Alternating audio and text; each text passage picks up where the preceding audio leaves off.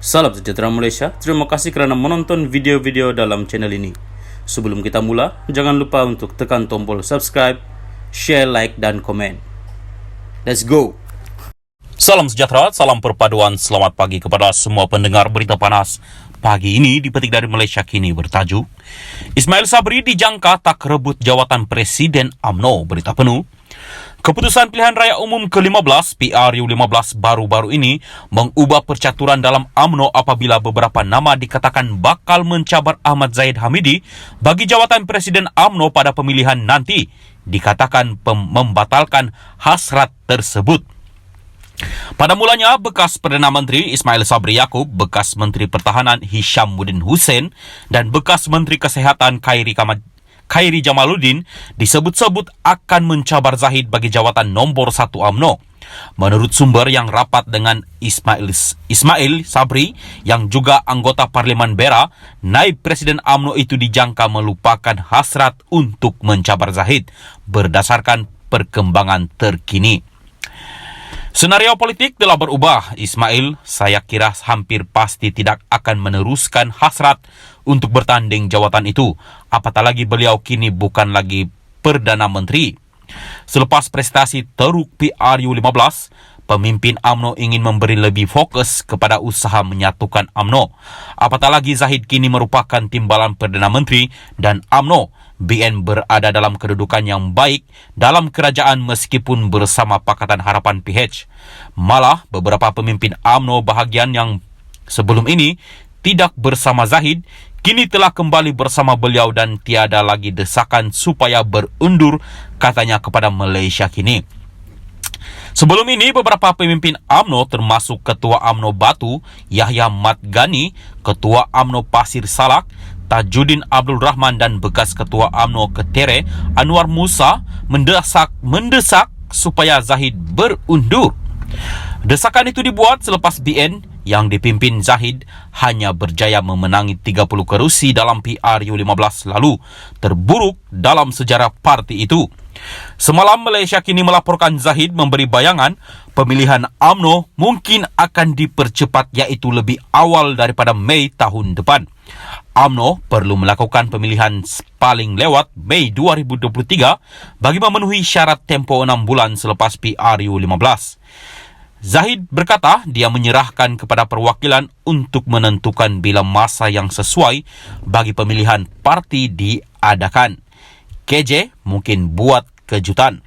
Sementara itu, seorang anggota Majlis Kerja Tertinggi MKT UMNO yang enggan namanya didedahkan turut berpendapat bahawa Ismail Sabri dan Hishammuddin tidak akan mencabar Zahid bagi merebut jawatan Presiden. Bagaimanapun, katanya, Khairi mungkin melakukan kejutan dan tidak mustahil akan mencabar Zahid bagi jawatan itu. Ismail dengan Hishammuddin, saya rasa tidak akan mencabar Zahid bagi jawatan Presiden kerana senario politik telah berubah dan tidak ada sebab lagi untuk berbuat demikian. Namun, tidak mustahil Khairi akan membuat kejutan untuk merebut jawatan itu. Khairi agak kecewa dengan keputusan PRU15 lalu dan beliau juga tidak diberikan kerusi selamat, katanya. Khairi ketika kempen PRU15 di Sungai Buloh November lalu secara terbuka menyatakan hasrat untuk menjadi Presiden UMNO di masa hadapan. Malaysia Kini sedang cuba mendapatkan maklum balas Ismail Sabri dan Khairi berkaitan dakwaan itu. Teruskan menonton dalam channel ini untuk mengetahui apa yang terjadi selepas ini. Apakah Khairi akan menentang Zahid Hamidi dalam pemilihan kerusi pengerusi UMNO. Salam sejahtera dan selamat pagi kepada semua pendengar. Salam perpaduan berita panas pagi ini dipetik dari BH Online bertajuk Ahmad Zahid dibebaskan mahkamah, pendakwaan file petition rayuan. Berita penuh. Kuala Lumpur, pihak pendakwaan hari ini memfailkan petition rayuan terhadap keputusan Mahkamah Tinggi yang membebaskan Datuk Seri Dr. Ahmad Zahid Hamidi berhubung kes sistem visa luar negara VLN dan pusat sehenti 23 September lalu. Presiden UMNO itu dibebaskan daripada 40 pertuduhan menerima rasuah daripada sebuah syarikat untuk menyumbang kontrak berkaitan sistem VLN dan pusat sehenti di China.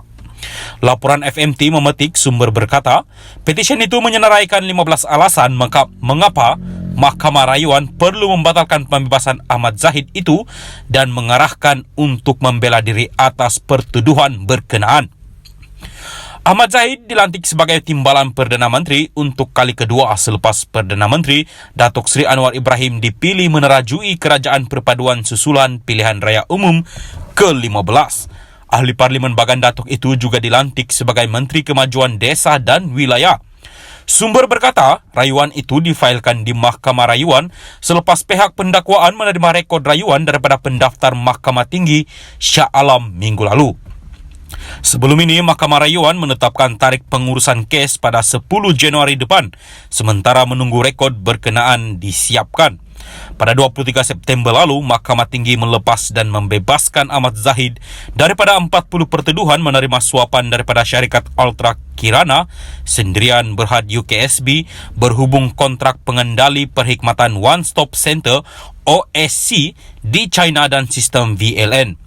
Hakim Mahkamah Tinggi Datuk Muhammad Yazid Mustafa dilapor memerintah Ahmad Zahid dibebaskan daripada semua pertuduhan utama dan pertuduhan pilihan mengikut Seksyen 16-E-B Akta Suruhanjaya Pencegahan Rasuah Malaysia SPRM 2009 Seksyen 165 Kanun Keseksaan.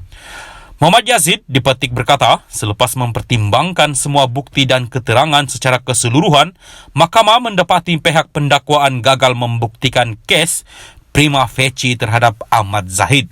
Ahmad Zahid, 69, berdepan 33 pertuduhan menerima suapan Singapura dolar 13.56 juta daripada UKSB untuk dirinya selaku Menteri Dalam Negeri ketika itu, bagi melanjutkan kontrak syarikat berkenaan sebagai pengendali OSC di China dan VLN. Bagi 7 lagi pertuduhan, Ahmad Zahid didakwa mendapatkan untuk dirinya wang tunai Singapura dolar 1.15 juta, RM 3 juta, 15,000 Swiss Franc dan 15,000 US dollar daripada UKSB yang mempunyai kaitan dengan tugas rasmi beliau ketika itu. Semua kesalahan itu didakwa dilakukan di Sri Satria, Present 16, Putrajaya dan Country Heights, Kajang antara Oktober 2014 dan Mac 2018. Sekian berita, teruskan bersama channel ini. Salam Perpaduan.